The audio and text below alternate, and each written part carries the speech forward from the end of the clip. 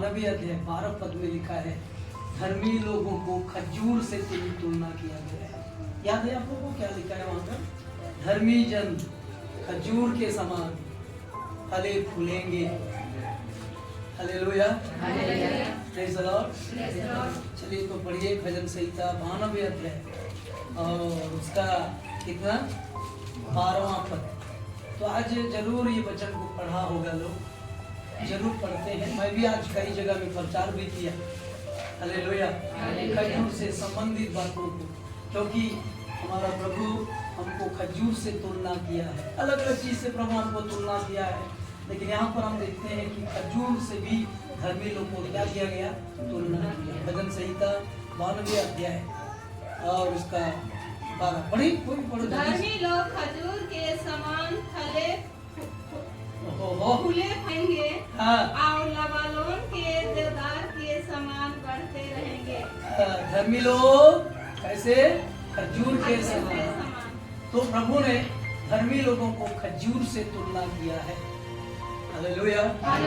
तो खजूर बहुत अच्छा पेड़ भी है, और खजूर को अगर हम लोग देखते हैं तो एकदम स्ट्रेट जाता है, सीधा एकदम बढ़ता है। कैसा बढ़ता है? सीधा। तो हमको और आपको भी एकदम सीधा जिंदगी क्या करना चाहिए? जीना चाहिए। कोई खोट नहीं होना चाहिए, कोई लालच नहीं होना चाहिए, कोई छल कपट नहीं रहना चाहिए। हमें सीधा क्या करना चाहिए? बढ़ना चाहिए। ठीक है, सीधा जिंदगी जीना चाहिए, क्योंकि खजूर के पेड़ से हमारा तुलना किया गया है। और जब सीधा मतलब आकाश के तरफ उनका स्ट्रेट रहता है, आकाश के तरफ, ये हमारे लिए एक निशाना है कि हमें और स्वर्ग की तरफ ही क्या करना है? जाना है। हमारा लक्ष्य है स्वर्ग तरफ क्या करनी है? जाना। ठीक है ना? हालेलुया। खजूर अगर फलता है तो बहुत झोपा झोपा फलता है। ठीक है ना? कैसा फलता है खजूर? बहुत झोपा झोपा फलता है। तो ये झोपा एकता को दर्शाता है।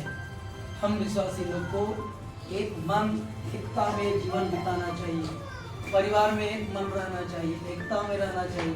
ऐसा माहौल बनाना चाहिए हम लोग को, ताकि फूट ना पड़े, कलीसिया में फूट ना पड़े, घर में फूट ना पड़े। मसीह लोगों को एक मन रहना चाहिए। यूनिटी प्रभु चाहता है।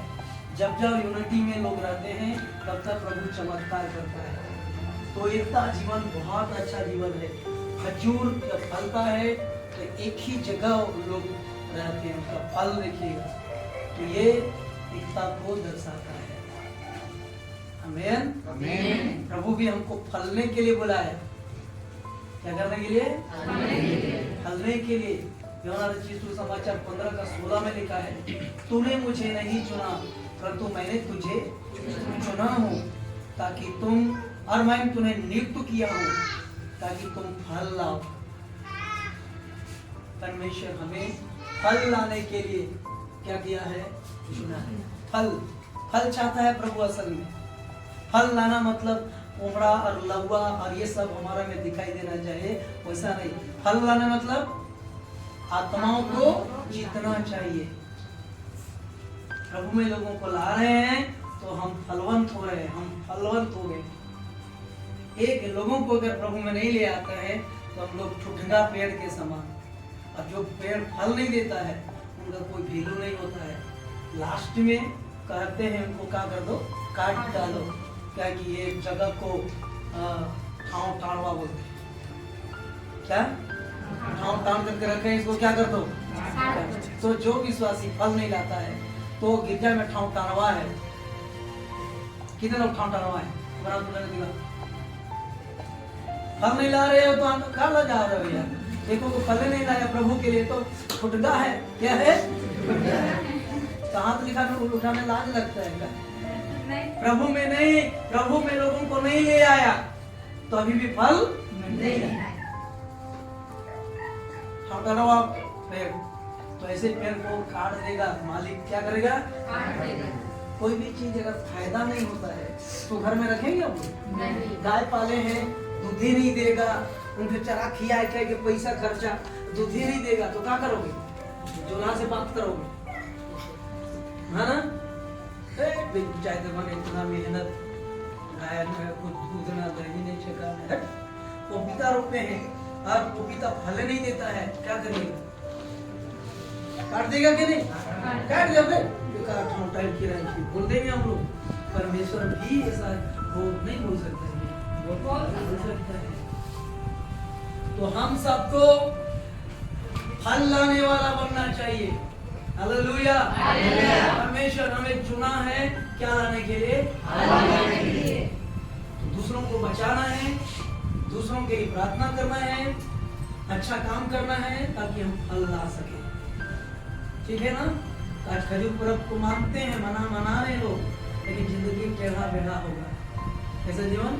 दारू पीता, पापों करता है, खजूर पर्व मना है, खजूर सीधा बढ़ता है, फल फैलाता है वो। Hallelujah, hallelujah, hallelujah, hallelujah. खजूर के बारे में बहुत सारी शिक्षा हम लोगों को क्या होता है मिलता है। मैं आज जो विषय तो आपके सामने नहीं रखना चाहता हूँ, लेकिन आइए आज हम कुछ बात को ध्यान करेंगे बाइबल से। और आज हम लोग देखेंगे पहला राजा और उसका 20 अध्याय। यहाँ पर आज हम लोग विचार करेंगे। पहला राजा कितना? 20 अध्याय। और इस 20 अध्याय में एक बड़ी घटना का वर्णन मिलता है हम सबको।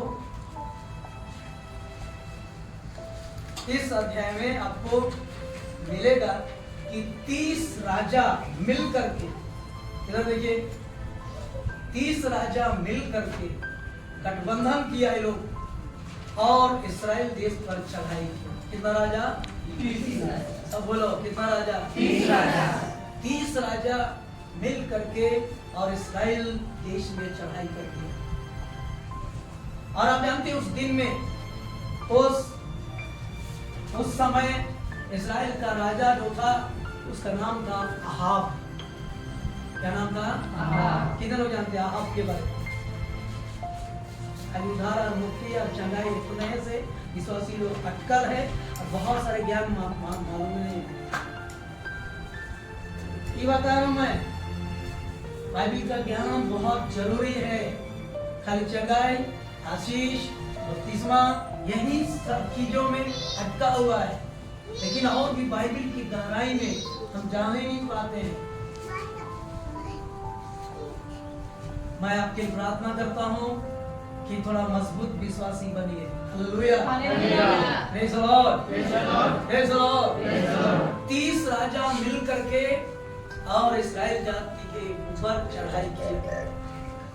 थोड़ा सा पढ़िए मेरे साथ, वहां पर पहला पद में लिखा है। पहला पद जो अच्छा से पढ़ सकते हैं वही लोग पढ़िए। आ करते हैं तो मजा नहीं लगता है। Praise the Lord, hallelujah. अच्छा से बाइबल को पढ़ना है, प्रैक्टिस करना है, ताकि कम से कम समाज में पढ़ रहे हैं तो बड़ा अच्छा लगे। हालेलुया। घर में भी रिहर्सल करना चाहिए बाइबल को पढ़ने के लिए। बार बार खोलना सीखना चाहिए, बार बार प्रैक्टिस करना चाहिए।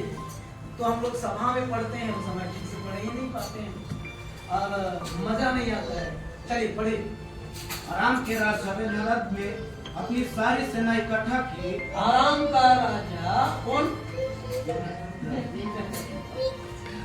बेन-हदद। बोले, बेन-हदद। ये 32 ठो राजा को अगुवाई कर रहा है। क्या नाम है इसका? बेन-हदद। और कहाँ का राजा है ये? आराम देश का। और ये आराम देश के लोग हमेशा परमेश्वर के विरोधी हैं। लोग ये आरामी लोग हमेशा परमेश्वर के खिलाफ में काम किया है। ये लोग कभी भी परमेश्वर के लोगों के ऊपर में दया नहीं किया, हमेशा विरोध में काम किया है। और ये आराम देश का राजा है। क्या नाम है? बेन-हदद। बोलिए जोर से, बेन-हदद। बेन-हदद का मतलब होता है आवाज। क्या होता है? आवाज। और ये पूरा अलायंस किया है, पूरा गठबंधन किया है, अपने मिला करके कितना है? 30। तो 29 राजा को एक जगह इकट्ठा करना इतना आसान नहीं है। सबको सोचे एक जगह इकट्ठा किया है, इस्राएल देश के ऊपर में चढ़ाई करेंगे बोल के सब लोग को एकता में किया है। तो ये मामूली आदमी नहीं होगा, इतना लोगों को एक जगह इकट्ठा करना आसान नहीं है। एक मन में लेके आना, एक मत में ले आना आसान नहीं है। आज तो हम लोग एक घर को चला नहीं पाते हैं, चला पाते हैं? हीरो का मन उधर, हीरो का मन उधर, बेटा का दिमाग उधर, बेटी का दिमाग उधर। घरे में हम लोग एकता नहीं कर पाते हैं, घरे को चलाना मुश्किल है। तो इतना लोगों को ये 29 राजा, इसका मतलब 29 देश, और अपने मिला के कितना हो गया? 30 देश को ये अगुवाई कर रहा है। सोचिए